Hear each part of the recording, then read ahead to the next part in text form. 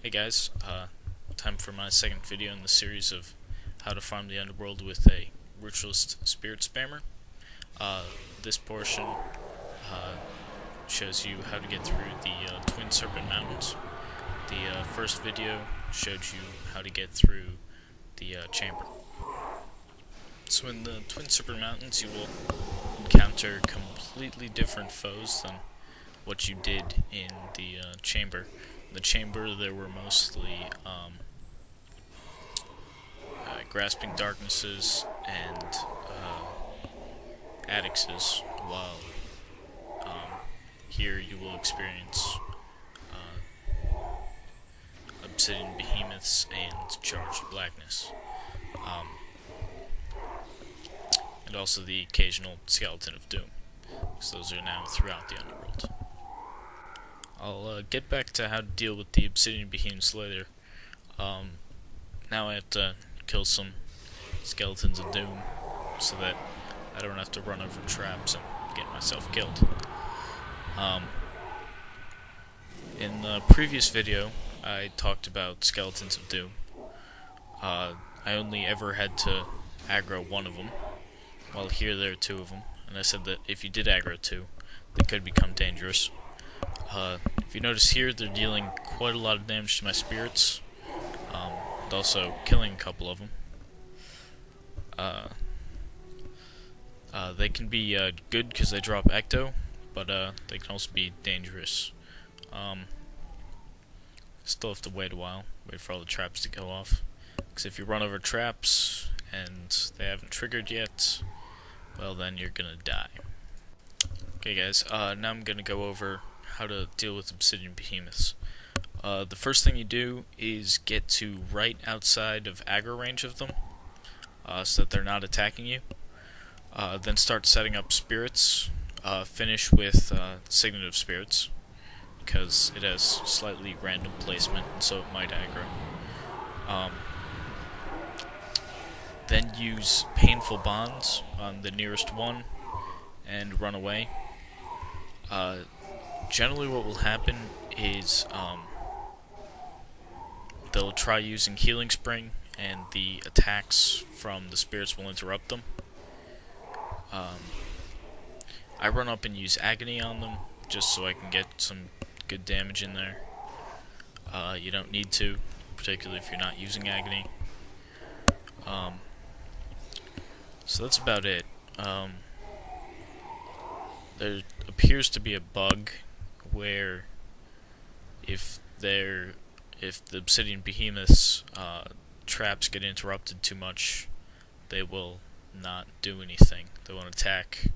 They'll just kind of sit there and get killed, which is good for you, so that the spirits don't die. So a good thing to notice is that the range of both obsidian behemoths and spirits are dependent upon elevation. So if you place the spirits too far down, they won't be able to attack the behemoths. Similarly, if you put the spirits high above the behemoths, then the behemoths won't be able to attack the spirits.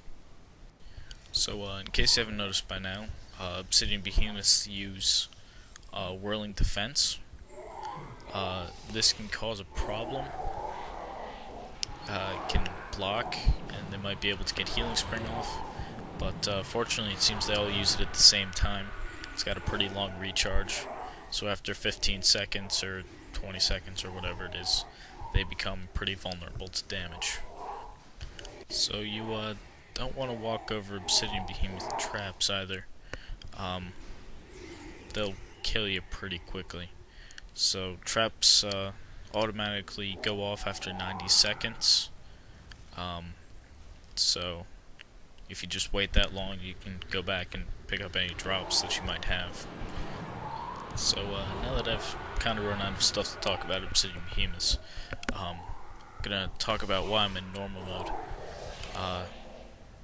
In normal mode, I'm pretty sure that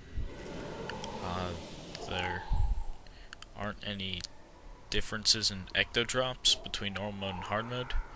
I mean, naturally you will get better drops in hard mode, simply because of golds, but I'm not 100% sure that you get more ecto drops. Well, I could be wrong. I don't farm the Underworld much. So I went normal mode. Your spirits aren't going to die as fast. Enemies are going to die faster. You have a higher chance of breaking aggro if you need to. So overall, I think it's probably better for this build to go in normal mode. Okay, coming up I'm going to be killing a group of 2 charged blacknesses. Charged blacknesses are possibly the most dangerous things in the Underworld for this build. They use area of effect things that hit really hard. They can instant kill your spirits, and they can very easily kill you. So, if you notice here, I'm spreading out my spirits a lot so that they aren't gonna die from chain lightning. This is actually my first time using this build to try and get to the chaos planes. So, still kind of experimenting on how to deal with charged blackness and some of the other things. So, what seemed to work is basically just spreading them out and aggroing them same way you'd aggro anything else, and hoping that they die before they can kill everything. So that's basically the end of the second portion of the video. Thanks for watching. I'll be adding 2 more.